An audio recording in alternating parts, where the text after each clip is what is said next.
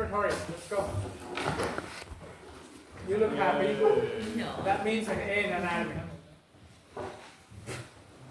You know she moved the test, right? She moved the test? Yeah, she moved the test. Where's your partner? I don't know. Good question.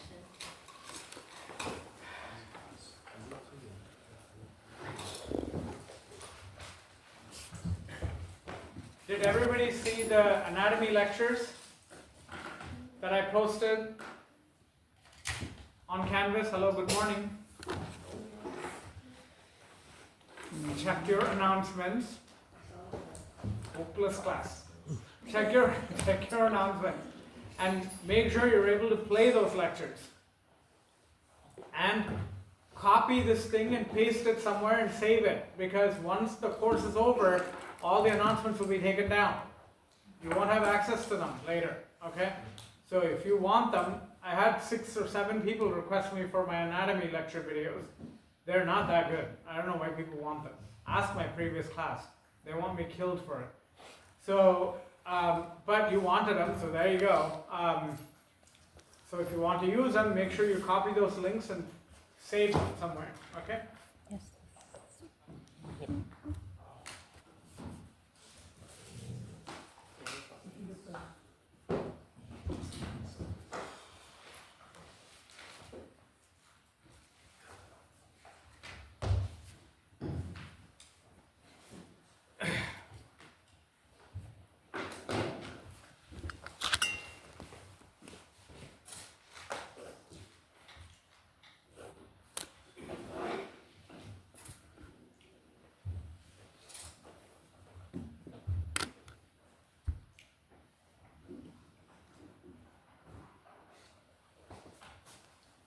What just happened? Did I turn this thing on?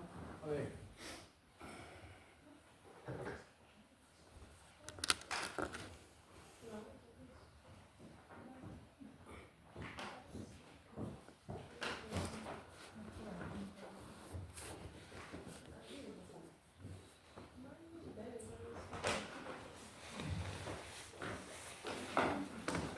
That was yours? No, I saved it for you.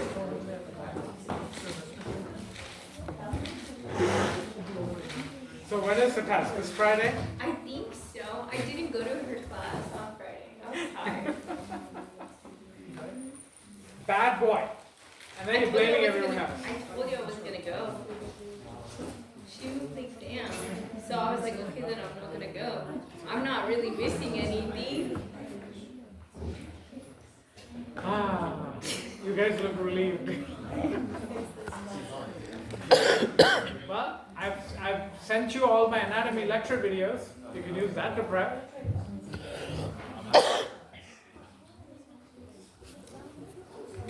Have you spoken to her or no? Not yet, but I think I'm going to maybe evaluate her this Friday. Apparently, like, she's really upset. Like, during lecture on Friday morning, that she spent the lecture, like, talking to the students that were there. That nobody came. Spring break, who's going to come? Heck, I wouldn't go if I wasn't getting paid. I don't know. I know nothing. There's the motto. No, it was like previous, like the Friday before. But yeah, I didn't go to it. Anywho. I told you I wasn't gonna go.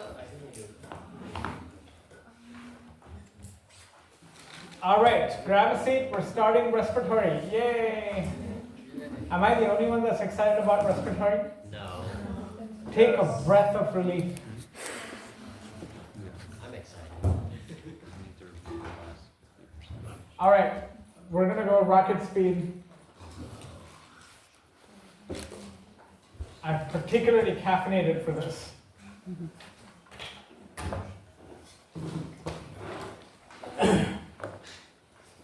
Okay, so the respiratory system is somewhat easier when you take the anatomy out of it. So when anatomy is gone, a lot of this is common sense. A lot of this is like, wait a minute, when something expands, something compresses, you can kind of visualize this, right? You can kind of reduce the lungs to a balloon, right? And we do that in the lab, right? So I'm not going through the anatomy. The anatomy notes are there for you. I left them there, so you can refer to it if you want. But none of that is tested. Are we clear? Remember, I only test what I teach. So you start the chapter with this. Is everybody okay with that? Yeah. But just for completeness sake, just for aesthetics, let me quickly mention that your respiratory pathway, right, is basically the purpose of the respiratory pathway, starting with the nose, and then onto the pharynx in the back, and then down to the larynx, your trachea, your bronchi, and into the lungs, right? The respiratory tract, primarily, its job is to warm, moisten, and filter your air, okay? Yes. And again, just to reiterate, people who just came in, there were 5 or 6 requests for my anatomy videos. I've posted them on announcements, so please check. People have confirmed that it's there. Copy that into a Word document and keep it, okay? Because once the course shell is taken down, right after your final, and the course shell is taken down, you won't have access to these, okay?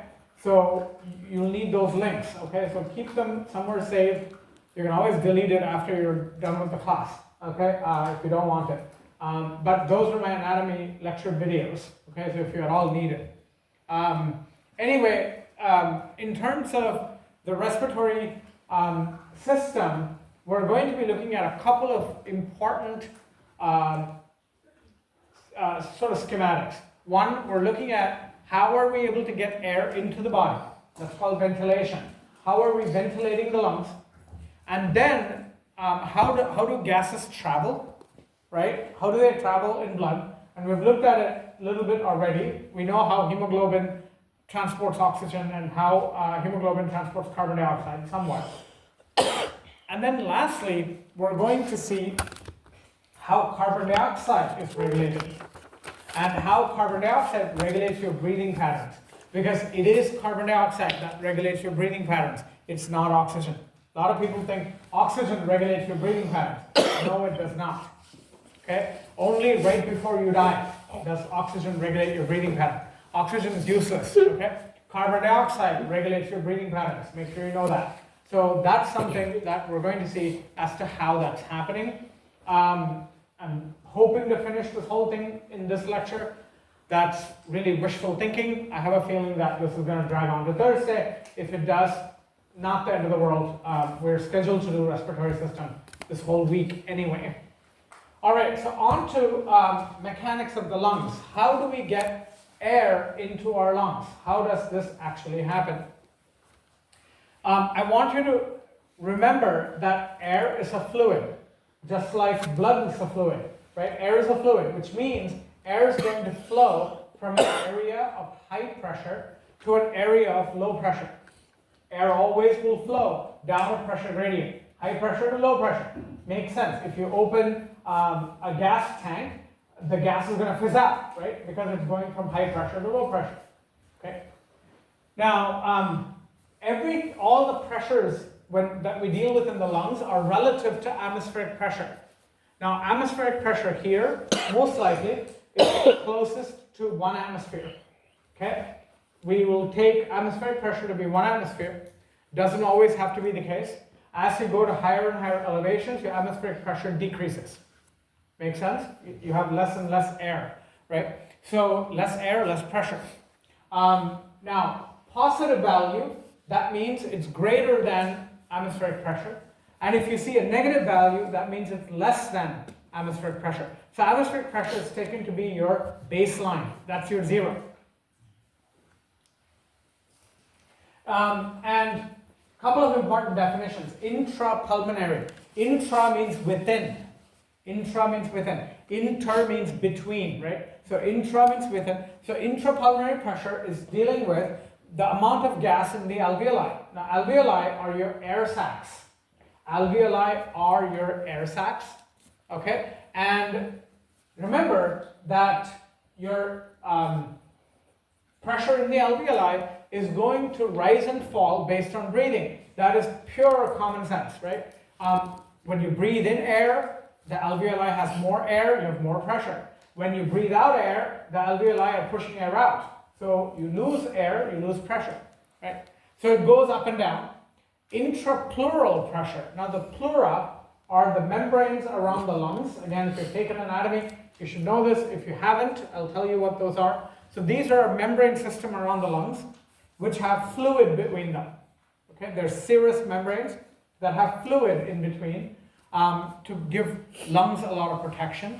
So intrapleural pressure is the pressure between the two pleural membranes.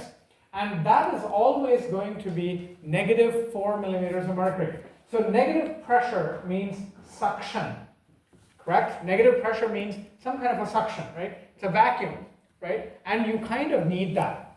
So the pleura are really, really important because they're like teenage children. They always oppose what's going on. It doesn't matter what's going on, they'll oppose it, right? So pleura is like that. The purpose of the pleura, when the lungs are expanding, they're going to oppose that. When the lungs are, collapsing, they'll oppose that also. Okay? So the pleura are always oppositional. They oppose whatever movement of lungs that's happening. And they're highly protective. If you cut the pleura, okay? If you cut the pleura, the lungs will collapse and they cannot function anymore. Because the pressure inside and outside, everything is equal now, air will not move, you can't breathe. Am I making sense? All hail pleura. Okay? So very, very important membrane. And we have a measurement called transpulmonary. There's a lot of arithmetic in this chapter, okay? So transpulmonary pressure is basically your intrapulmonary, that is the amount of air inside your lungs, minus the intrapleural pressure. Okay, trans means across. What is the pressure across the lungs? Okay, so that will be this formula. Okay, again, relationships are crucial, and again, a lot of these relationships are common sense. They're very, very common sense. So the greater the transpulmonary pressure, okay, the greater the lung volume is going to be. Yes, sir. So then the interpleural pressure is not always -4 millimeters of mercury from between it and. Sorry. It's always -4. Then how does the lung? So the way this works is that you have fluid between the membranes, correct? Yes. So what happens is when the lungs are filling with air, right? Right. And they push on the pleural membranes. The pleural membranes push back, right? So they compress. Okay, so it's like having a cushion, right? Yes. So the amount of material between the two cushion covers is the same, right? It's just that what's happening is they provide constant pressure protection. So between the pleural membranes, there's always going to be suction because the pleural fluid is going to act in opposite directions. Okay, so when you compress it, the force is going to act this way. When you relax it, the force is going to act towards the inside. So the lung volume increases when intrapulmonary pressure increases, not trans. Exactly. Okay, because it says trans there. The idea is the transpulmonary pressure is intrapulmonary minus intrapleural. Intrapleural is constant, but this goes up and down. Yes. So when this goes up, so if this goes up, right? Yeah. That means air is going in. They both go up together to keep that for... Exactly. Yeah, okay. And the lung volume is going to increase because you're increasing your amount of air. Yes. Okay. Now, respiration is two parts to it. There is the pulmonary ventilation. You're flooding the lungs with air. And then gas exchange. You have to exchange gases, right? So remember, there's a lot of blood vessels in the lungs, right? A lot of blood vessels there. And they bring deoxygenated blood into the lungs. You know this, right? Pulmonary arteries do this. They carry deoxygenated blood into the lungs. And what's happening there is that the carbon dioxide is unloaded and oxygen is loaded simultaneously. Okay? So we're going to see how that happens. It happens by simple diffusion, but we're going to look at those details.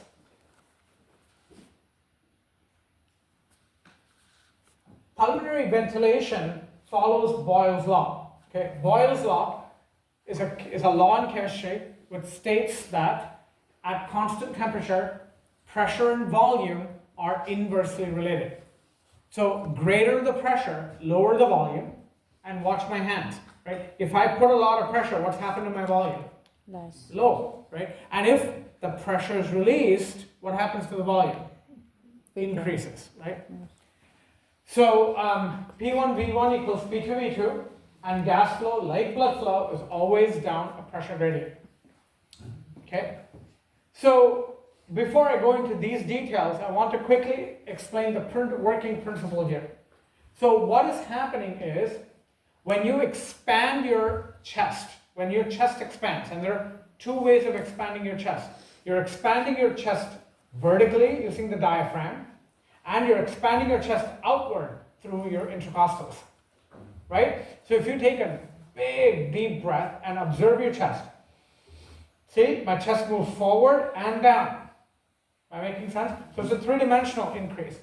So when that happens, when your volume goes up, your pressure is going to drop, correct?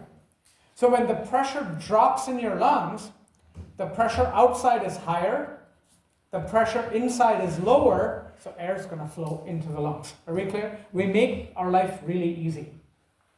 If you have to transport air physically, okay, if you have to grab air and transport it into the lungs, that's all you'll be doing.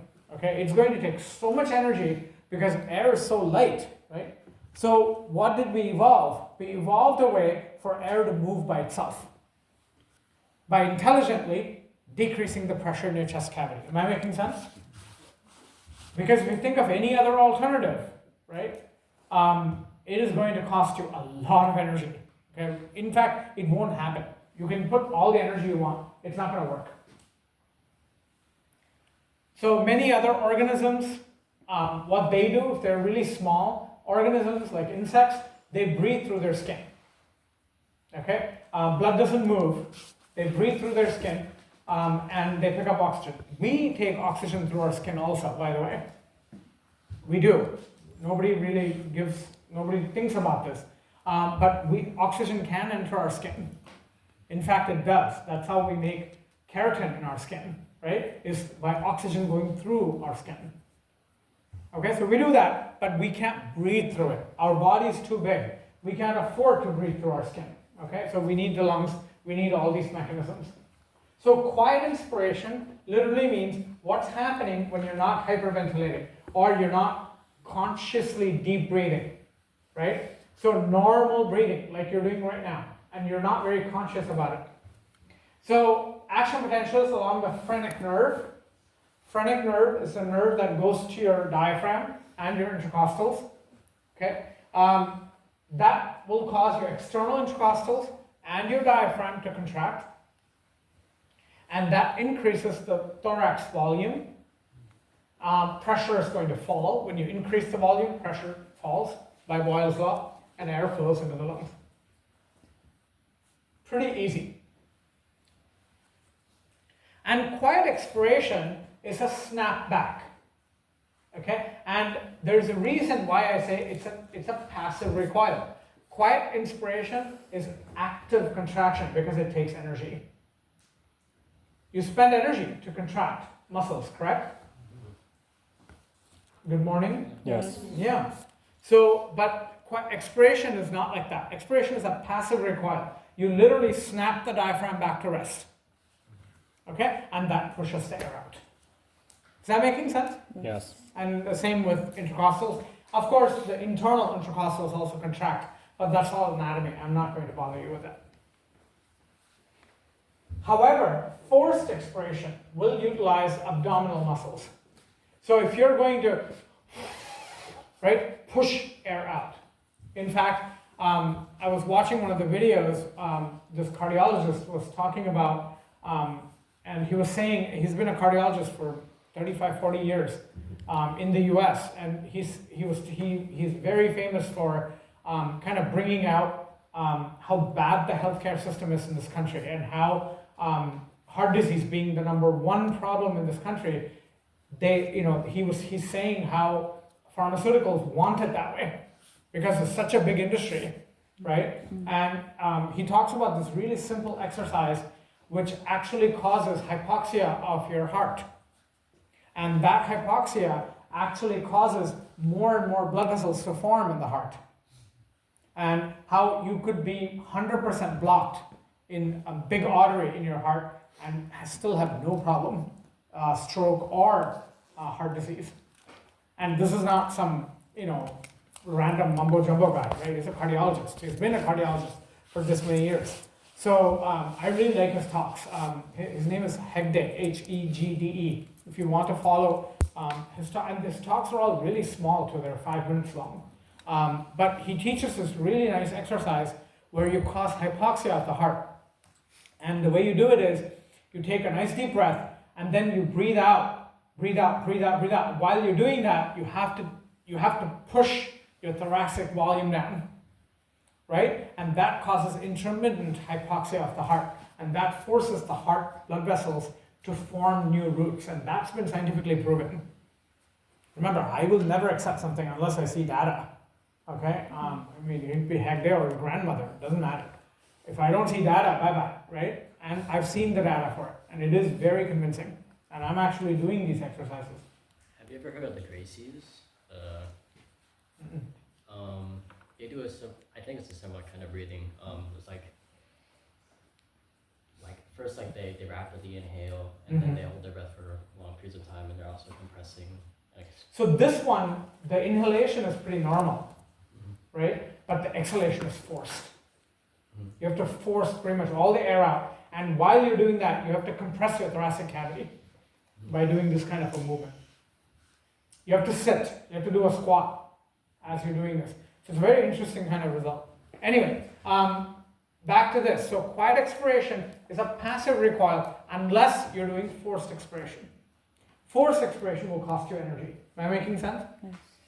So you will use abdominal muscles. Which muscles you don't really need to know. I don't care. I'm not going to ask you all that. So obviously you're not going to see all that. So what causes problems with airflow? Or what factors influence airflow? Number one, resistance. Air is a fluid. Okay, obviously you're going to have resistance. Also, your airways are full of mucus for immune reasons. You want to trap things, right? You don't want particulate matter to go into your lungs, right? So you want to trap them. So there's a lot of mucus in your airways. And interestingly, when you're stressed out, you don't have enough mucus in your airways. Okay? And that's why people who have long-term stress have high susceptibility to pneumonia, because you don't have a good immune system working. Okay? So if your mouth goes dry often, that's a sign of stress. Okay? Your body gives you all kinds of messages. We just don't listen. Okay? So the diameter is obviously, again, we've done this with blood, right? Blood resistance is the same deal, right? Diameter is a big deal, okay? And mucus is always being moved, right? And the interesting thing is the lower respiratory tract, that is your lungs, it has extensive branching, correct? Just like the story with the capillaries, right? Your capillaries have extensive branching. So the idea is blood flows very freely because the total cross-sectional area is huge compared to the cross-sectional area of the aorta, which allows blood to flow. Okay? And I gave you the example of exits in a highway, right? The same deal here. The airways branch out extensively, okay? Extensively. There's extensive branching of bronchioles, okay? Second factors that affect airflow is alveolar surface tension. Your lungs have water in them. Of course they have water in them. Our whole body has water in it, right? So water undergoes significant hydrogen bonding. You should have learned that in chemistry. So water undergoes significant hydrogen bonding. And if you want to demonstrate hydrogen bonding with your hands, this is hydrogen bonding. Okay? So if one fist is one water molecule, this is another water molecule, this is how they interact. Right? Very tight. So if I have an alveolus, which is an airbag, and I have water around it, and not just two waters, you have 1 million water molecules, you can see how they can completely crush the alveolus. Are we clear? Mm-hmm. We don't want that, right? So that's an issue. So what do our lungs do? They've evolved to make surfactant. Surfactant is a fancy word for soap. Okay? Surfactant is a soap. It's a soapy concoction. What that does is it breaks the hydrogen bonding in water and it reduces alveolar surface tension.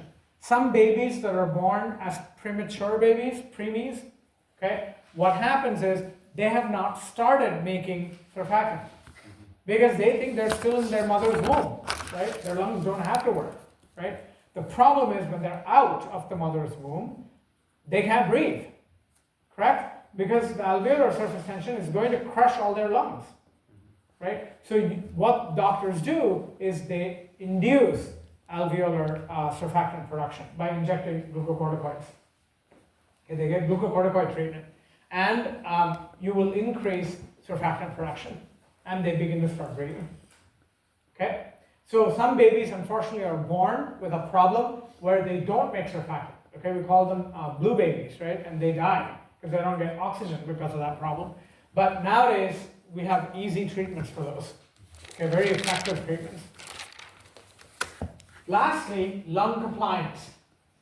How far can lungs expand and contract? Any kind of inflammation in the lungs is a problem. Look, inflammation is a problem everywhere in the body, okay? Particularly in the lungs. Okay, if you have inflammation in the lungs and you have scar tissue around your alveoli, think about it. Your alveoli are air sacs, right? They need to expand very easily and contract very easily. But if you have scar tissue around it, it's not going to be able to do that. Because what's the nature of scar tissue? We did coagulation, remember? Scar tissue is hard, right? It's scabs. If you have scabs around your alveoli are not going to work. Am I making sense? Yes. So if the lung becomes fibrotic, you will not be able to breathe. And you can make your lungs fibrotic by smoking. Okay? And believe me, you could smoke lettuce for all I care. Okay? It's going to have the same effect. Okay? So this is why people living in a very polluted environment, okay, should be very concerned. Because the bad part of it is they're not even smoking and they're getting all this damage. And people now are reporting that vaping can cause the lungs to be fibrotic at 3 times the pace as regular cigarettes. Okay, because the vaping mechanisms have oil in them. Okay, they have a very special kind of oil. So you remember all that bubblegum flavor, blueberry, who does vaping with blueberry flavor? Are you for real? Blueberry flavored vaping, right? What do you think that blueberry flavor comes from? From oils. And where do you think those oils are going to go? Lungs. To Amsterdam? No, they're going to go into your alveoli and they're going to deposit around the alveoli. Am I making sense? Yes. Squeezing them. So people in the age of 18 through 30, when they vape, they're almost guaranteed pneumonia. Okay? And they're guaranteed death by pneumonia. Okay? Because the lungs will never recover. Am I making sense? The cell turnover in the lungs is very, very, very slow. It does turn over, so it's kind of interesting that it does. Interestingly, I learned this just 2 or 3 years ago when Shiva was doing research at USC. That's what his research was about, was cell turnover in the lungs, right? And his research showed that there are these populations of lung cells that have the capacity to regenerate the entire lung, except it's going to take a century. It's not happening fast. Am I making sense? Not fast enough anyway. But people always think lung tissue is terminally differentiated, it's not going to recover. Okay? Interestingly, it does. So if it's going to take hundreds of years for the lung to regenerate, why even study these cells? 2 words, lung cancer. Because that's what's happening. You're awakening these cells, and you're reprogramming these cells, and now what's happening? They're growing without control, and they're generating all these lung cells, right? But very inappropriately. Okay, lung cancer is a big problem there. So his interest in that study was not to regenerate the lungs, was to study what is happening in lung cancer. Okay, and what are the cell populations that can reawaken inappropriately in lung cancer. Okay, so that was the interest the context of that study. If you're interested, his poster is still there on the 4th floor, okay, outside of room 1409, okay? So go read that poster. It's a very interesting study. But inflammation, scarring, or reduced surfactant, all of these will decrease compliance. And the word compliance means how easily can you expand. Compliance means how easily you can expand, okay? So, any questions on this so far? You have the notes in front of you. Any questions on this so far? We talked about how air goes in and what factors affect the airflow. Respiratory volumes will not be on the lecture exam. Are we clear? I want you to be very clear about this. It will be on the lab exam. Okay? It'll be on the lab exam. It'll not be on the lecture exam. Okay? And your next lecture exam is next week, and it's going to only cover cardiovascular. Are we clear? Mm-hmm. Only cardiovascular. I'm not adding anything to it. Okay? And that exam was already written before spring break. Not adding anything to it. It's only cardiovascular. Okay? So these respiratory volumes, you need to know for the lab, and you need to know these for the lab exam. So I'm not covering this here at all. You're going to do this in the lab, and today you guys did it in the lab, okay? Today's lab. So all this is there for you. I'm not going into that. One thing I will need you to know for the lecture exam is obstructive versus restrictive disease. This is something that's very important to lung physiology. So you do need to know. This. Just out of curiosity, how many people are applying to respiratory therapy? Respiratory therapy. So I have 2. Okay, good. All right. So obstructive. It's her in the back. Go ahead, raise your hand. He's all curious now. You can flirt later. Pay attention. So obstructive disease is what? Your airways are blocked. Look at the word obstructive, right? Obstructive means I'm obstructing, right? I'm an obstacle, right? So your airways are blocked, right? In fact, lung cancer is an obstructive problem because it's happening in your bronchi. Lung cancer originates in your bronchus. Okay? Those are bronchial cancers. Cancer inside of the lung is rare, okay? Because most of these cells don't divide. So obstructive disease, bronchitis is an example, asthma is an example, because what you're doing is you're increasing airway resistance. Are we clear? You're blocking, you're obstructing the air from going in. Look at the words, right? Make sure that the words help you. And it's characterized by decreased forced expiratory volume, increased total lung capacity.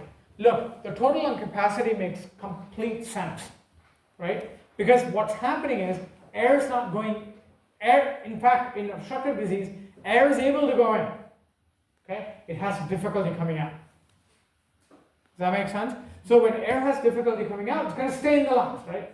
Mm-hmm. And it's going to keep on expanding the alveoli, right? Eventually, the alveolar fibers, which are surrounded by elastic fibers, the elastic fibers will snap. They break. And the same thing happens with smoking. When people smoke, anything really, marijuana, lettuce, muesli, I don't care what you smoke. If you're in a smoky environment, those elastic fibers will snap eventually. Are we clear? They get damaged. So those are all obstructive conditions. Restrictive disease happens when the alveoli are no longer compliant, when the alveoli cannot expand easily. Am I making sense? Mm-hmm. So polio is an example, right? Because of the muscles, right? Tuberculosis. Tuberculosis affects alveoli, okay? And decreased lung capacity. And everything is decreased, pretty much, okay? So restrictive disease is usually an advanced consequence of obstructive disease, okay? This is hard to fathom, so please make sure you understand this. Restrictive disease, if you have obstructive disease that is not corrected, over time, you will develop restrictive as well. Am I making sense? Okay, so this has to do with damage to the lungs themselves. So lung failure is restrictive. Are we clear?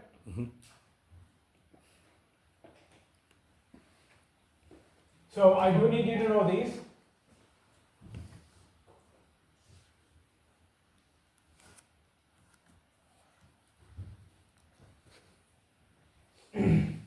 Yes.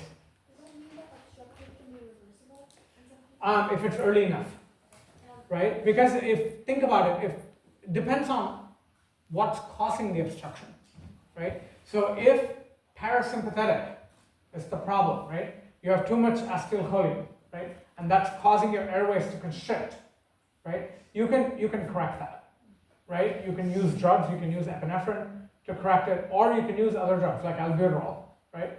Which is also sympathetic, right? To correct things like that. So yes, it is correctable. But if it is fairly advanced obstructive disease, right, then no. Restrictive is very difficult to treat unless you're dealing with tuberculosis, right? Then you can give antibiotics, right? And polio is preventable. So yes, it really depends on what's causing it, okay? And if it's due to smoking, you can stop smoking, right? But whatever damage you've caused that. That's not going away. Okay, it's not reversible, is the point. So in terms of gas exchange, we've covered parts of this as well in the circulatory system. So there are 3 laws that are important. So Boyle's law is important for ventilation. Do you need to know these names? Absolutely. Boyle's law is important for ventilation. For gas exchange, there are 2 laws that are important. One is Dalton's law, and that deals with partial pressures. And the second law that's important is Henry's law. Okay? And so Dalton's law says that the greater the partial pressure is, the more the abundance. And, you know, you're sitting there wondering, and you need a law to say this? That's absolutely common sense, right? The reason why Dalton's famous for this law is because he mathematically proved it. Okay? So this is not where the law ends, right? I'm just taking what's relevant for us. Am I making sense? These are all several page treatises, okay? They're not, they're not fools to get credit, okay? So Dalton's law has a lot of applications, a lot of really important applications outside of the lungs. What I'm presenting here is just how it relates to us, what we're studying. Am I making sense? So the greater the partial pressure, the more the abundance. So if the partial pressure of carbon dioxide is really high, that means the amount of carbon dioxide is really high. Okay? And if the partial pressure of oxygen is really high, that means the amount of oxygen is really high. And that's all that I want you to take from that. The law actually says in a mixture, the partial pressures all add up to the total pressure. Okay? But that part we don't really need to care about. Okay? The part that's consequential is what I've highlighted. Henry's law, also, again, pretty significant. Especially when you look at ecosystems and the amount of oxygen that's dissolved in all these ecosystems. Okay, Henry's law is very important there. But I'm not going into that part. How it relates to us. The greater the partial pressure of a gas, the more dissolved it's going to be. Think about it. The more pressure you're exerting, the more you're pushing water and the gas to interact with each other, correct? Yes. Folks, are you imagining that? If I put pressure, that means I'm forcing the gas molecules to interact with water. And therefore, you're increasing its solubility. Are we clear? So those 2 laws are important. Which means what? If you take a really deep breath, right? If every one of your breaths is deep, that means you're taking in a lot more oxygen. Are we clear? And you are providing a lot more oxygen to all your cells, particularly your immune cells. And when immune cells get a lot of oxygen and they're really healthy, they're able to travel a lot farther and they're able to find cancers a lot more easily and get rid of them. That's why deep breathing is anti-cancer. Make sense? Yes. Okay? People in the East lived for hundreds of years. So you can't say cancer is a disease of aging because they've lived hundreds of years, right? But their breathing was very mechanistic and very deep. Okay? So it kept their immune cells very, very healthy and active.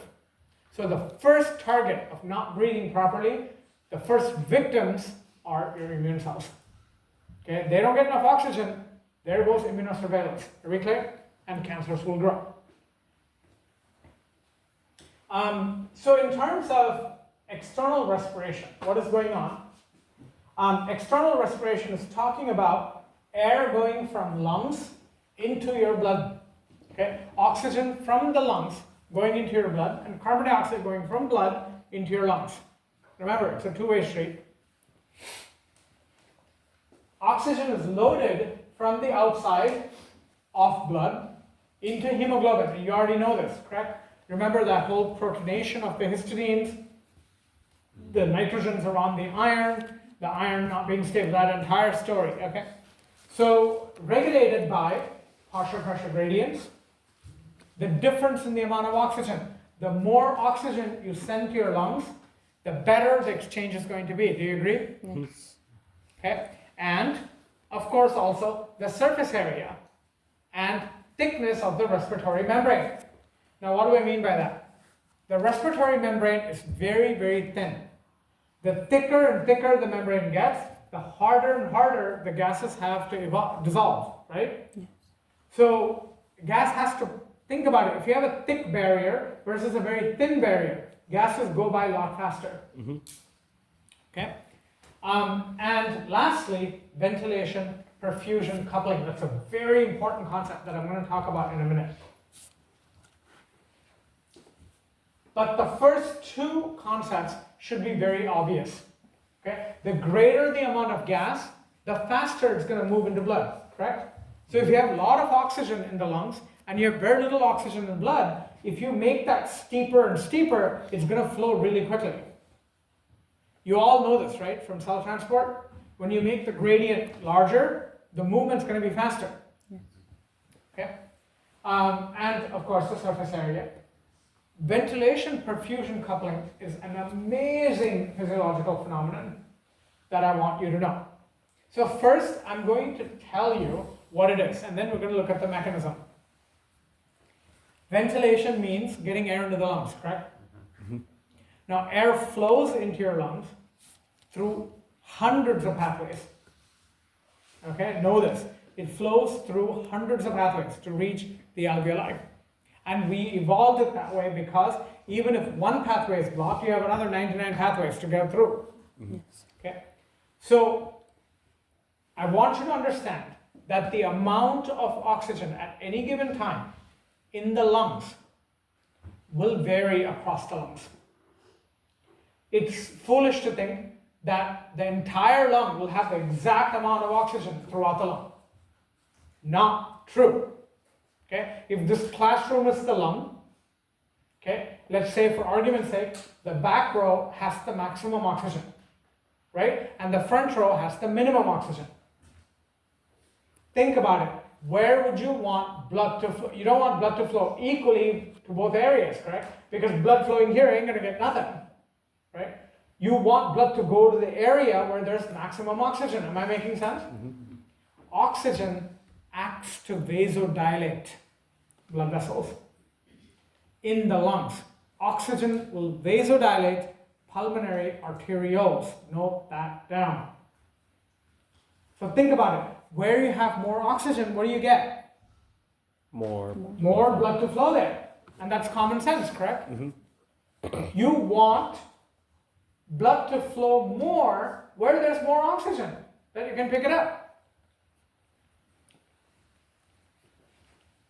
The word perfusion means blood flow. The word ventilation means airflow. You want to match the air amounts to the blood flow. Now, does that name make sense? Yes. And the minute you understand that, the intimidation factor is gone. If I had said to you ventilation perfusion coupling 20 minutes ago, unless you've heard of it, you'd be like, what? That sounds like another one of those awful questions on your exam. Right? But now, it's still an awful question on my exam. Not so bad. Right? Because I feel like I'm understanding what that thing is. And it's not like you feel like you are understanding it. It's very common sense. You match the blood flow to the amount of oxygen. Okay? And oxygen has direct effects on vasodilation. Are we clear? Yes. Remember, when we did blood vessel regulation, right? Right? We saw vasodilation and vasoconstriction, right? If you look under the vasodilation diagram, the very first stimulant said oxygen. Am I making sense here? So that's what this is. Now, what about carbon dioxide? Carbon dioxide in the lungs. Now remember, carbon dioxide is a potent vasodilator in the rest of the body. You don't want that doing it here. I'm making it very clear. This is really important, so please pay attention. In the lungs, oxygen controls vascular diameter, not carbon dioxide. Are we clear? Because the blood coming to the lungs is carbon dioxide rich. The last thing you want is your vessel to expand so much that blood doesn't even flow. Okay? You're going to make a fool out of your lungs. Am I making sense? Yes. You don't want that to happen. So lung blood vessels have a very different regulation than body blood vessels. Are we clear? This is so different that we actually call it two different circuits. You have the pulmonary circuit, and then you have the systemic circuit. Systemic circuit is rest of the body. In the rest of the body, if you have a lot of carbon dioxide, blood vessels will dilate to bring more oxygen there. Am I making sense? This will not happen in the lungs. If it happens in the lungs, you would die. Are we clear? Yes. You can't be alive. So what's happening in the lungs? Carbon dioxide controls bronchial diameters. Carbon dioxide controls airway diameters. And the minute I say airway, people immediately think trachea. I'm not saying trachea is not airways. But when I say airways here, I'm talking about the little miniature million airways inside the lungs. Are we clear? So when I say airways, that's what I'm talking about. I'm talking about bronchioles. Carbon dioxide is a bronchiolar dilator. Bronchiole dilator. It dilates the bronchioles. Now, why would you want to do that? So, carbon dioxide can escape. Am I making sense? It's a valve you open to get rid of the carbon dioxide. Okay? And that one is also a direct signaling. So all of these are Nobel Prize worthy research because, and I think it did win the Nobel Prize, because you're talking about gases signaling for cells to work, particularly smooth muscle cells, right? Because bronchodilator means bronchial smooth muscle will dilate. Am I making sense? And people have done experiments where they would give bronchial smooth muscle a lot of oxygen, and you can give all the oxygen you want, there's no response. Because bronchial smooth muscle will only respond to carbon dioxide. And they did the same thing with pulmonary blood vessels, right? Where they gave a lot of carbon dioxide there, no effect. Only oxygen has an effect there. Does that make sense? So it's a very gas-specific effect. This entire concept is called ventilation-perfusion coupling. So what are the two parts of ventilation-perfusion coupling? One, oxygen causing vasodilation, and carbon dioxide causing bronchial dilation. Those are both considered ventilation-perfusion coupling. Am I making sense? Yes.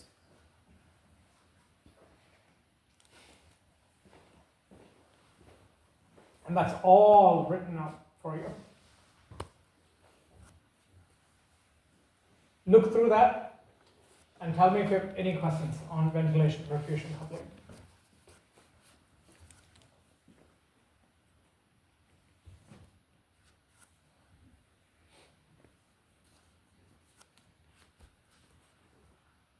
So what are the things we discussed so far? We talked about how you flood the air with lungs. Flood the air with lungs. I really need coffee. Flood the lungs with air, right? We saw ventilation mechanism. Easy, right? You expand the thoracic cavity, air flows in, right? And snap, air flows out, right? Next question is, what's happening inside the lungs, right? And that's what we're talking about here, right? Inside the lungs, we're talking about what kinds of factors are important. We talked about airway resistance and all that. And then we talk about ventilation-perfusion coupling as one of those factors. Okay, where blood flow matches the amount of oxygen, right? And airway diameter is controlled by carbon dioxide. Everybody got this? Yes. Okay. So with internal respiration, and again, I tried hard to look up specific signaling pathways, that was really hard to find. I couldn't find any, so if you find them, let me know.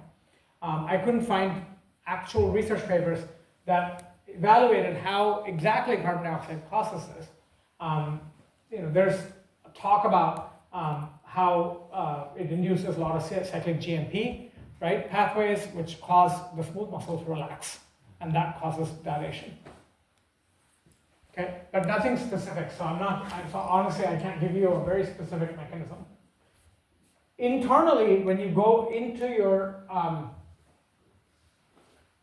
so internal respiration, look, external respiration is gas exchange in the lungs. Internal respiration is gas exchange within your body tissues. Everybody figured that out? Okay, Yes. So what are the key terms here? Ventilation is getting air into the lungs. External respiration, where you have gas exchange between blood and the lungs, and then gases get transported, right?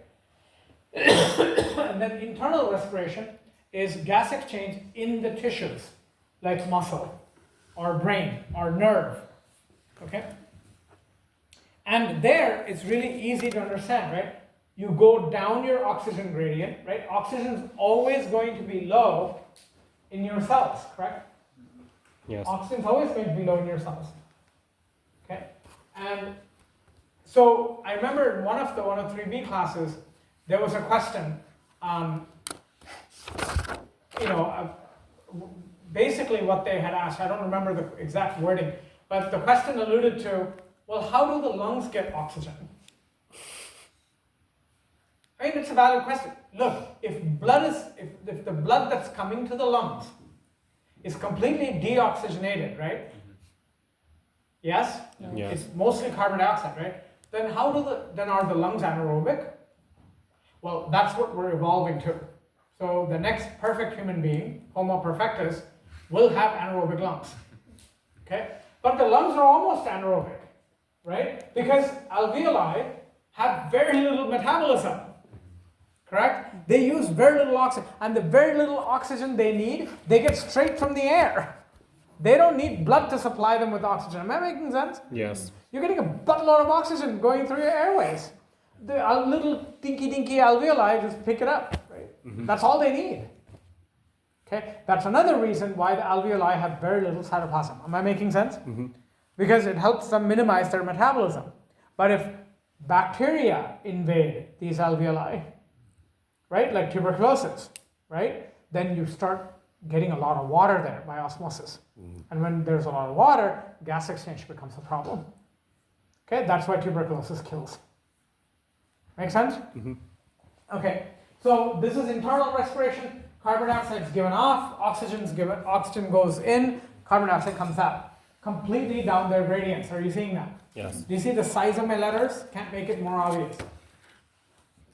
Right? Yeah. Big letters means lots, small letters means tiny. Mr. Plucky is about to go to sleep. Immediately turns. Ooh, I gotta remember that. You just gave me material for the rest of the semester. Okay, so is internal respiration making sense? Yes. We've come to the last part of this lecture. I told you we'll be done. Surprised. Usually I go off on tangents on all these. But anyway, how do we transport gases? The oxygen transport I've already covered. So I will go through it one more time, but I'll go through it pretty fast because we've done this already. 98.5% of oxygen is carried on hemoglobin. Oxygen is extremely hydrophobic, right? Now that seems really odd, correct? And I tell you, my high school days as a teacher, I've had some of the most brilliant questions people could ask, okay? Nowhere close to these questions were asked by college students ever. And that includes Berkeley students. I taught Berkeley for 12 years. I had a student ask me, if oxygen is needed to make water, why is it afraid of water? Because I said oxygen is hydrophobic, right? if you really think about it, right, from a high school student, this is a 10th grader asking me this question, right? And I had never thought of it before. It's one of those things that you just take for granted and you keep on blabbering about it, right? You never look at those words and you're like, it's like if oxygen is water's mother, why is it afraid of its own daughter? And I almost wanted to say, if I had a son like you, I'd be afraid of you too, but of course not. He was a sweet kid, no reason to be afraid of him. But anyway, very, very intelligent question. If oxygen is the parent of water, how come they don't mix, right? So that's a classic example of how compounds and elements can be day and night different. Okay, it's one of the basic laws in chemistry is that the parent elements and the compound that's formed. Chlorine is super toxic. Sodium chloride is super important for the body. Correct? Sodium will burn your skin. Sodium ions, you need to live. Right? Another example of how the parent elements and the compound completely different. Am I making sense? Mm-hmm. So, bottom line, oxygen is extremely hydrophobic. Oxygen does not like water, which means very little will dissolve in water. Am I making sense? Yes. So that's why when you have environmental pollution in lakes and we have environmental pollution in rivers, the first thing that's going to leave the ecosystem is going to be oxygen. Do you see how massive bodies of water will get affected? Mm-hmm. Okay, so in red blood cells, hemoglobin is extremely hydrophobic. Hemoglobin is hydrophobic. Oxygen is hydrophobic. Will they mix well together? Like dissolves like. Answer is yes. Okay, so I always wanted to have a little exam right before the class started, and you had to score like at 80%, okay, to even get into this class. I wanted to do this for 103A, and then the chancellor shot it down. Okay, I said, because I get students who are sitting there going, cell membrane, what's that? And I'm like, okay, take a harpoon and get rid of my life now, because I don't want to be here. Some of the basic things people don't know, right? And you're like, well, it's your job to teach all that. I'm not teaching 102 and 109, okay? But I have to, looks like. So, like dissolves like. You must have heard that, right? If you're non-polar, you like non-polar, right? Yes. If you're polar, you like polar. Yes? Yes. So hemoglobin is non-polar, so will it interact favorably with oxygen? Yes, it will. Okay? And you already know how it interacts, right? The iron binds the oxygen, correct? And only about 1.5% is dissolved in plasma. Only 1.5%. That's a very small amount of oxygen. So if you relied on only your plasma, it made your goodbye time, correct? Yes. You're not going to live. So the hemoglobin oxygen curve, so you've seen this curve. So in the lungs, you have very high pH, okay? Which means you have a stable heme. Remember, the iron is stable and oxygen is going to be attracted to the iron. Okay? Whereas what's happening in the tissues? Your heme is unstable because you're protonating all those nitrogens. Mm-hmm. The protons will repel the iron, they repel each other, right? And oxygen drops off. So that's why oxygen concentration is high here and it's low here. Everybody see that? Mm-hmm. Okay. And hemoglobin exhibits what's called cooperativity. It's also called the sheep effect. You know how one sheep sees other sheep doing something, it'll go do the same thing. Yes? Yes. You see somebody doing an activity that they say, oh, this will get you into nursing school. That everybody and their grandmother is doing that same thing. Okay? It doesn't matter what the activity is. Okay? It's like that. So that's called cooperativity, where one subunit follows all the other subunits. So if one subunit binds oxygen, all the other subunits will bind oxygen also. Okay? Increases its affinity, so that's called cooperativity. And we evolved cooperativity because you want each hemoglobin to carry the maximum amount of oxygen. Okay? Each hemoglobin can carry 4 oxygen molecules, right? It has 4 hemes. You want 4 oxygen molecules to be loaded before it goes on a ride. Does that make sense? You want to load the bus fully before it sets out on its destination. You don't want any empty seats. Am I making sense? Yes. Okay. Now, when temperature goes up, you vibrate the iron more. That should be very obvious, right? When you heat up a metal, what is it going to do? Metals are going to get hot. It's going to vibrate. So oxygen is going to come off. When pH drops, which is the same thing as carbon dioxide being high, okay? The hydrogen ion and the iron will repel, shaking off the oxygen. Carbon dioxide does the same thing. BPG is called bisphosphoglycerate. You don't need to know the full name if you don't want to. Bisphosphoglycerate. It's a metabolite of glycolysis. Okay, it's one of the products of glycolysis. If BPG levels are high, that means your metabolism is really high. If your metabolism is high, you want oxygen to fall off or not? Yes. You do, Yes. right? You want oxygen. So BPG has a special spot on hemoglobin. It binds to the hemoglobin and shakes the iron. So the oxygen falls off. Does that make sense? Yes. That's how BPG makes the oxygen fall off. So in all of these cases, oxygen falls off. This is also why when you have a fever, you're so exhausted, because oxygen falls off in blood instead of falling off in your muscles. So most of your body doesn't get enough oxygen, which makes you hecka tired. Make sense? Yes. And you want that because when you have a fever, you want your immune cells to get all the oxygen. All hail evolution. Isn't that beautiful? Yes. Who cares about your muscles when you have a fever? Okay. Is oxygen transport making sense? Yes. Very simple. Oxygen transport is really simple. Carbon dioxide is the one that's complicated. And it's going to take the rest of our lecture to cover carbon dioxide transport. And extremely important.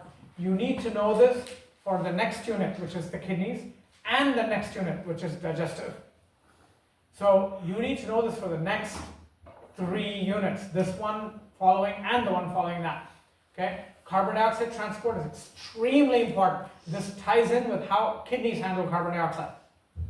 Okay? And how the stomach handles carbon dioxide. Okay? So you need to tie it, all 3 of them together.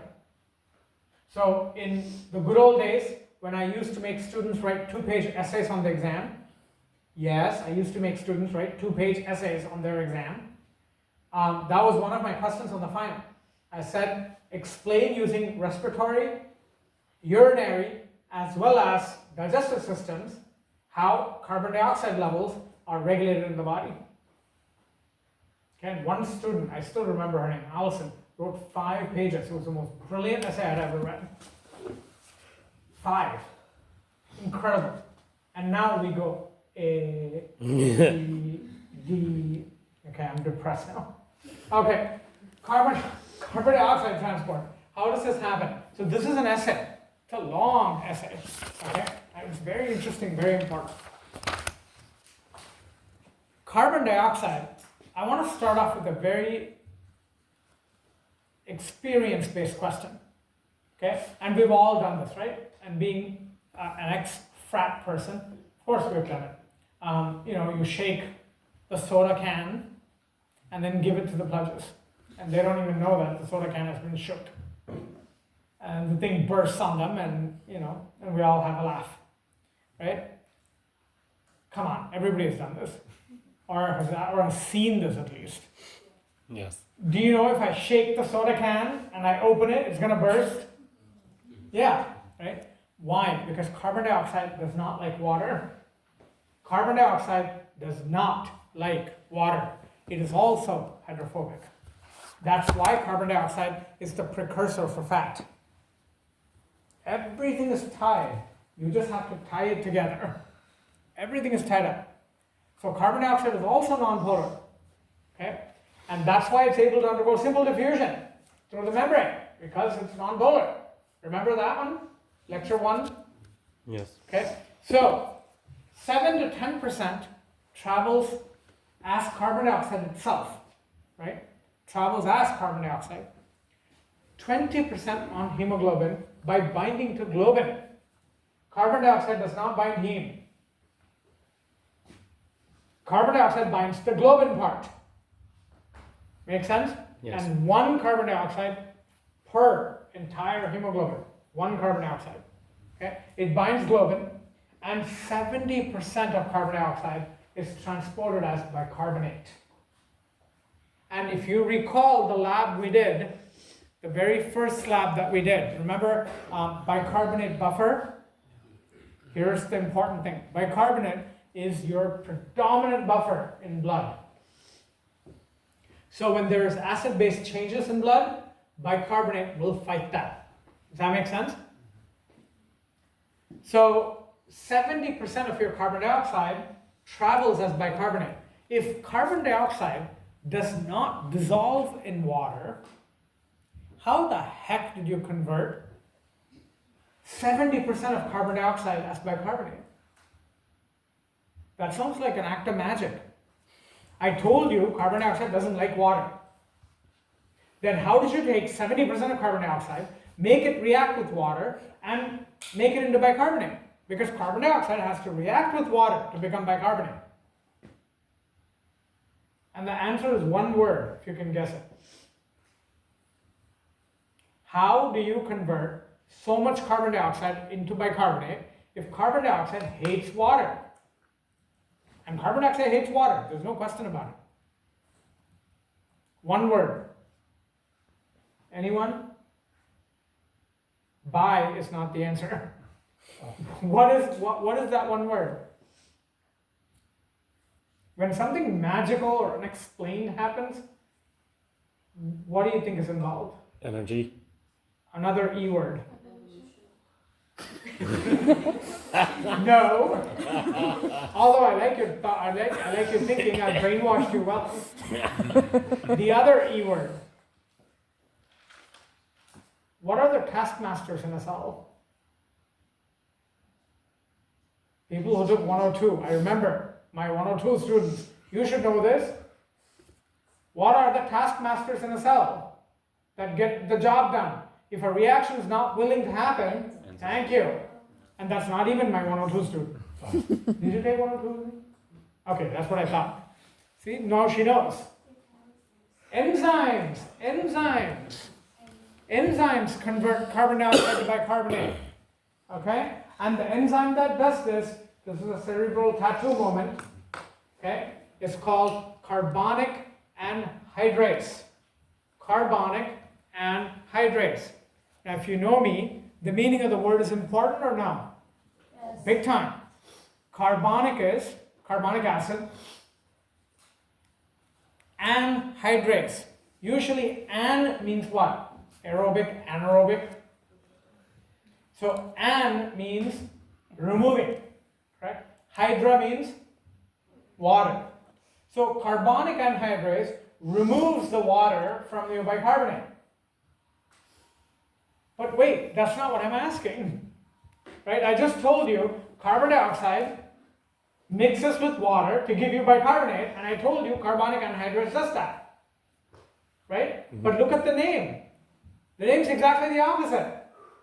What have you learned from hormones? That the name is? Only so it gives one of its many purposes. Yes, it's always it's always misleading. Right? Estrogen means making fertility, right? Is that all what estrogen does? No. No.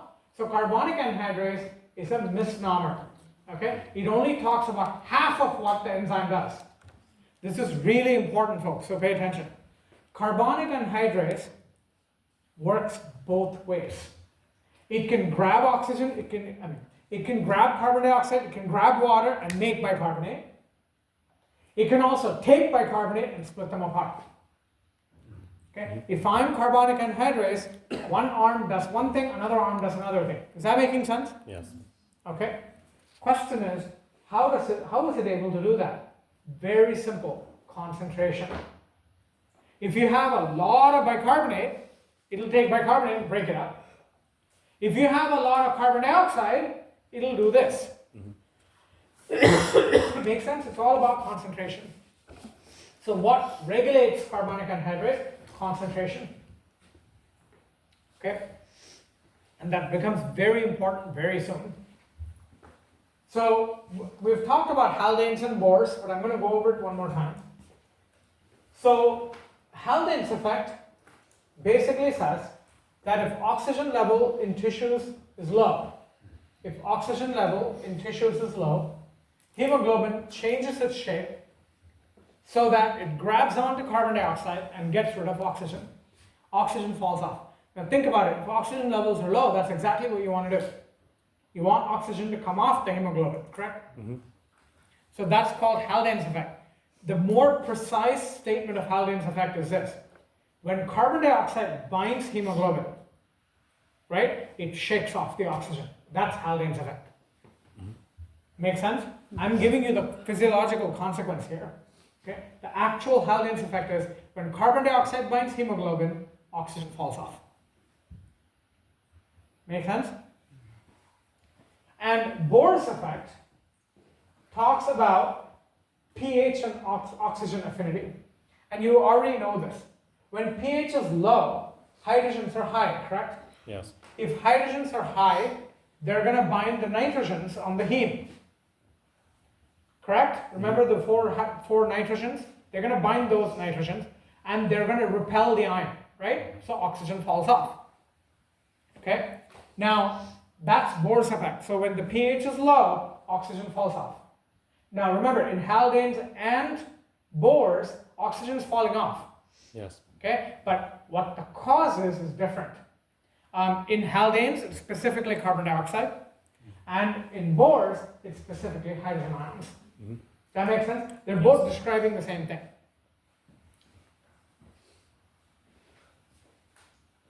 So this diagram here, you'll learn it really well if you draw it.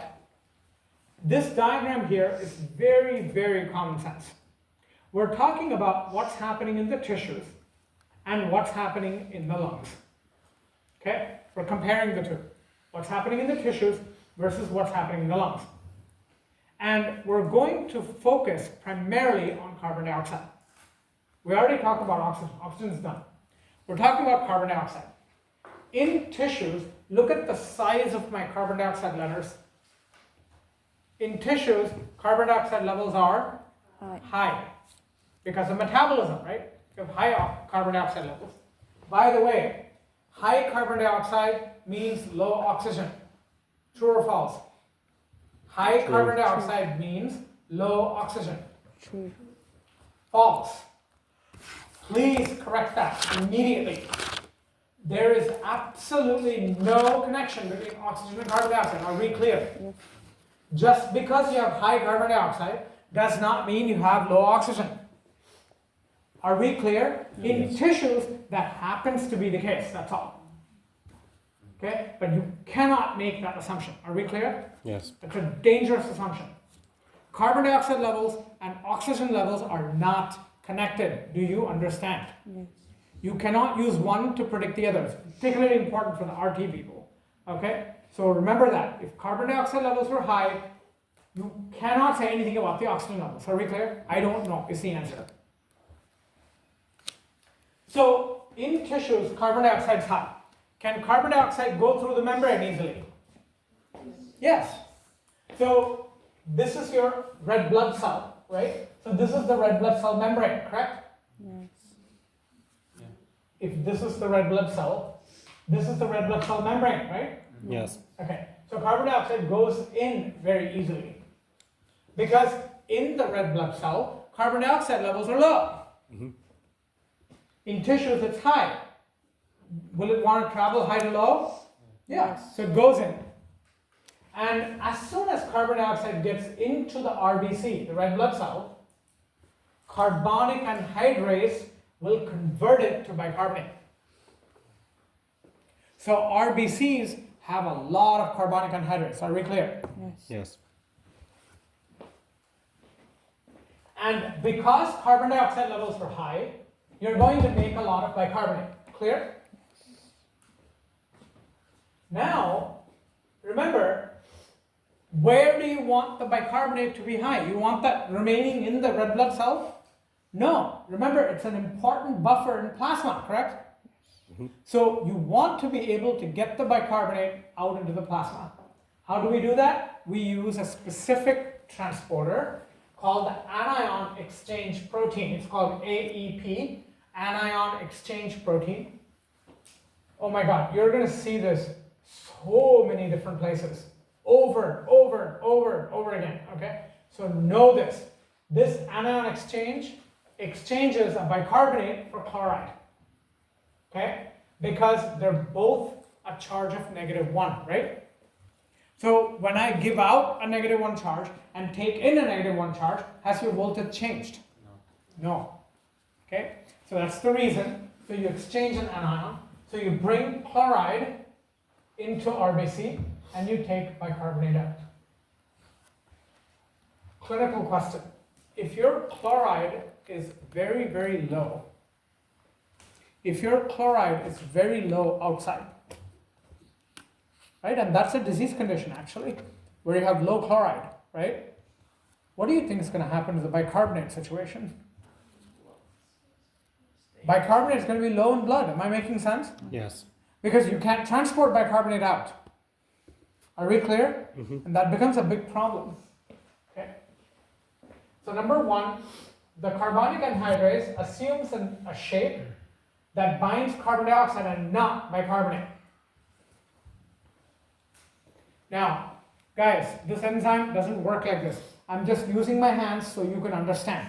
Okay, this is not how the enzyme works. Okay, let's say I'm carbonic anhydrase, and my left hand binds carbon dioxide, and my right hand binds bicarbonate. Yes? If I grab carbon dioxide, I'm going to convert it to bicarbonate, right? But can my left hand bind bicarbonate? No, it only binds carbon dioxide. Right? So I convert it to bicarbonate. Yes? Yes. On the other hand, if bicarbonate is really high, right? Now my right hand binds bicarbonate and breaks it into carbon dioxide. Right? But can it bind carbon dioxide? No. No. So the enzyme cannot bind bicarbonate and carbon dioxide simultaneously. Does that make sense? It's really my point. Yes. So bicarbonate is then transported out of RBC, and this is how carbon dioxide is handled, and this is how bicarbonate buffer is produced in your bloodstream. Is this clear? So this is happening 24/7, 365. There is absolutely no stop to this. Now, you can imagine what will happen in the lungs, correct? What will happen in the lungs? In the lungs, okay, understand that, remember, lungs are fairly high pH, correct? Okay, so bicarbonate will be predominant, and what will happen is whatever, so look, what happened in the tissue? In the tissue, carbon dioxide was high, so that entered the RBC, correct? In the lungs, bicarbonate is predominant. Makes sense? Because in the lungs, bicarbonate is much more dominant because lungs are alkaline. Remember, lung pH is 7.6, correct? So bicarbonate will enter, of course it's an ion, it cannot simple diffuse, right? So there are bicarbonate transporters, right? The same anion exchange protein, okay? Bicarbonate will enter the RBC, right? Remember the chloride that got in from the tissues? That chloride will now get out. Make sense? So bicarbonate comes in. When bicarbonate comes in, what will carbonic anhydrase do? It'll break this up, right? Yes. Into carbon dioxide, and carbon dioxide will simple diffuse into the alveoli. Make sense? Isn't that exactly what you want? For carbon dioxide to be breathed out? Yes. Okay, so carbon dioxide levels are constantly low. Am I making sense? So if carbon dioxide levels are constantly low, in the alveoli, bicarbonate keeps on breaking down. Am I making sense? Mhm. So what happens in pollution? If your air is full of carbon dioxide, that means your alveoli will be full of carbon dioxide, correct? If your alveoli are full of carbon dioxide, what will happen to this? Instead of carbon dioxide going here, carbon dioxide will enter the RBCs. Make sense? Yes. Yes? That's not good. Correct? Because you're making your lungs more and more acidic. Correct? That's not going to be good. And that's why when you have severe air pollution, your lungs become fibrotic. Because when you have acidity in the lungs, right, you have inflammation, major inflammation. Okay? So this is why when they talk about air pollution in cities like Beijing or Delhi, and I tell you, I've been to Beijing. I mean, man, it's a very, very clean city, but the air, you can't breathe. There's no way, you cannot breathe. Okay? It is that bad. And it's going to be a problem. Am I making sense? So this is what's supposed to happen normally.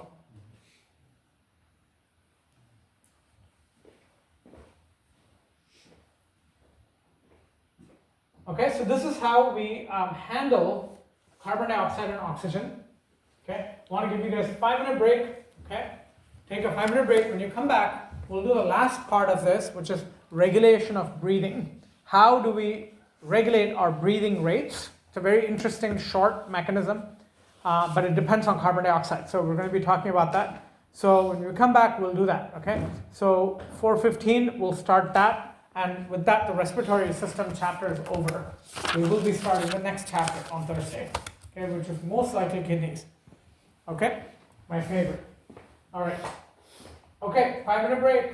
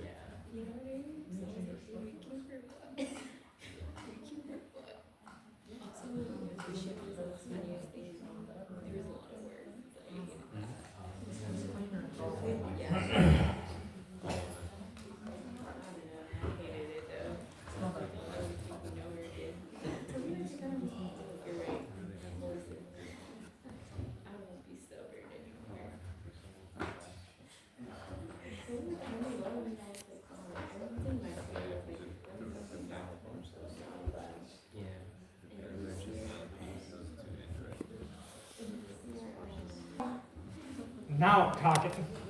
And this one can go get crabs or something. How do we regulate ventilation rates?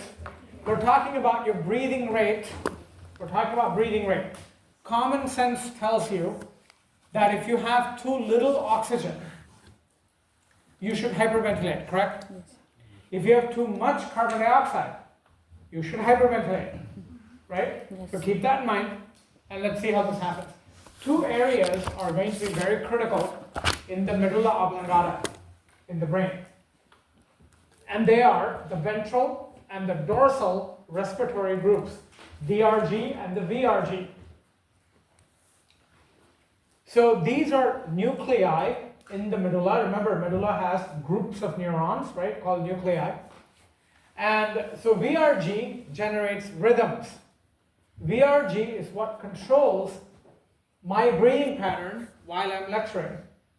VRG will control how I breathe when I'm sleeping, or when I'm running, or whatever, right? Different activities, different patterns.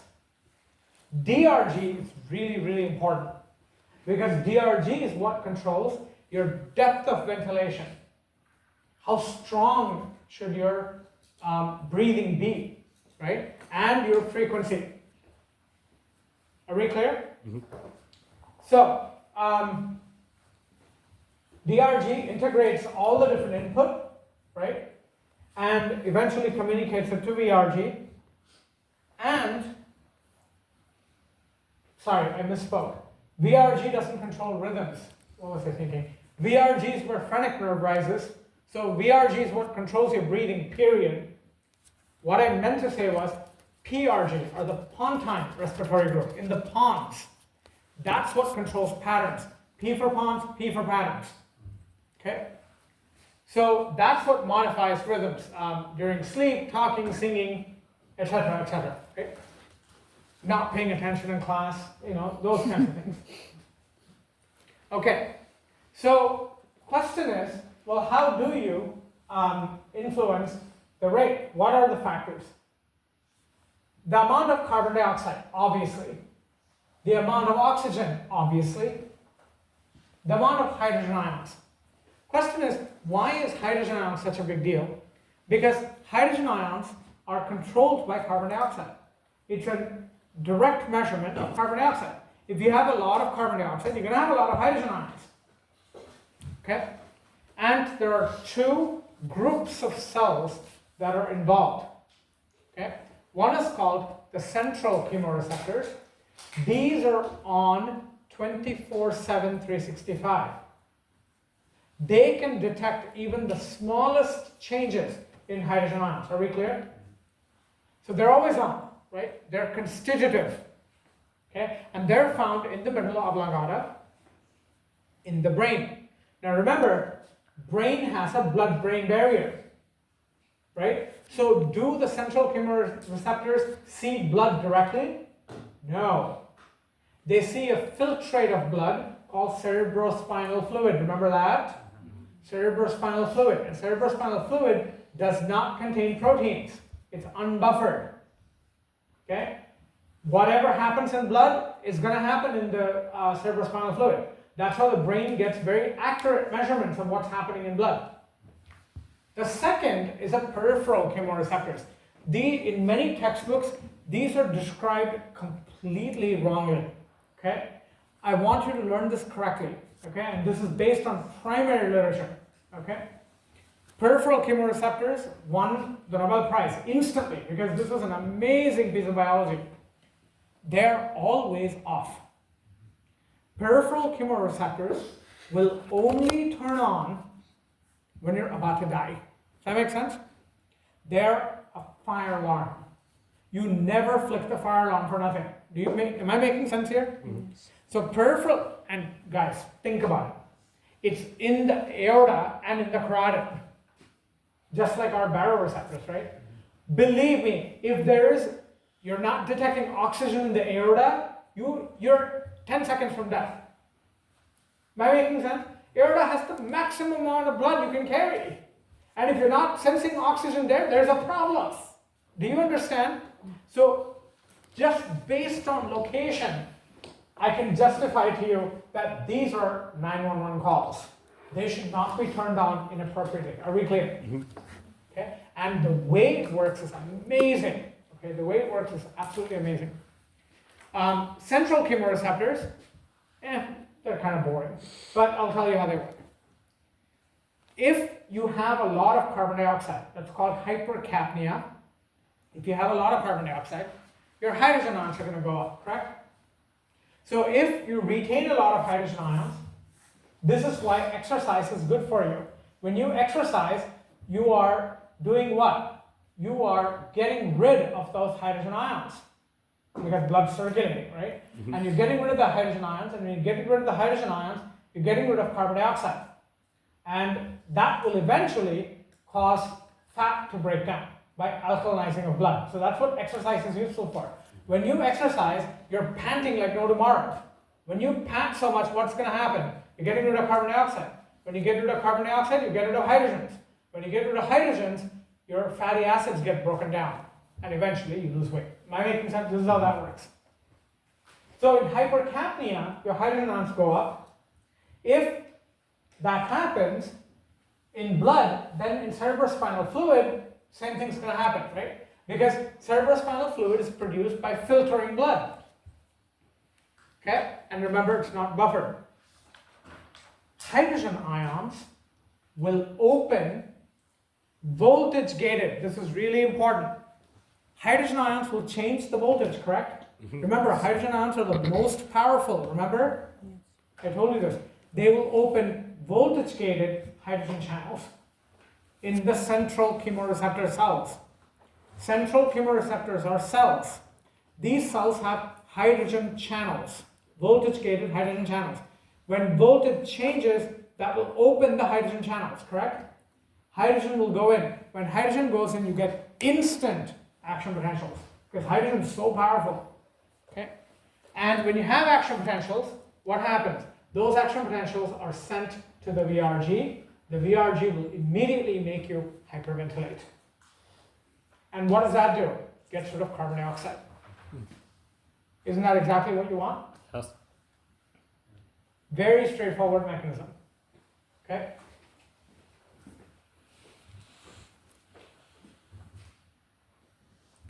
Now, what about the peripheral chemoreceptors? You won't find this in any textbook. I couldn't. Okay? This is straight from the paper, okay, that won this guy the Nobel Prize. James something from Pennsylvania.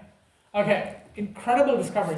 He was the first one who discovered a gas ion antiporter. Up until then, nobody could even think that a gas, see, oxygen is usually transported by simple diffusion, right? Here you have an antiport channel, and it's a potassium oxygen antiporter. So, as oxygen comes in, potassium leaves. If potassium leaves, what happens to your voltage inside the cell? Do you depolarize, polarize, or hyperpolarize? Hyperpolarize. If you're hyperpolarized, do you have action potentials? No. So, as long as oxygen is coming in, your peripheral chemoreceptors remain hyperpolarized. So, when oxygen is not, and notice my big hypoxia, right? Translation, 10 more seconds, you're gonna die. Okay? That's the level of hypoxia we're talking about. You don't have enough oxygen in the aorta, you have a problem. So if oxygen is not coming in, potassium won't leave. If potassium doesn't leave, it'll depolarize the cell. Here's another example where action potentials are independent of sodium. Sodium has nothing to do with this. Am I making sense? Yes. And so potassium stays in the cell, you will depolarize. So I told you this is a 911 call, right? Can you tell me a logical reason why sodium is not involved? Why did evolution discriminate against sodium on this one?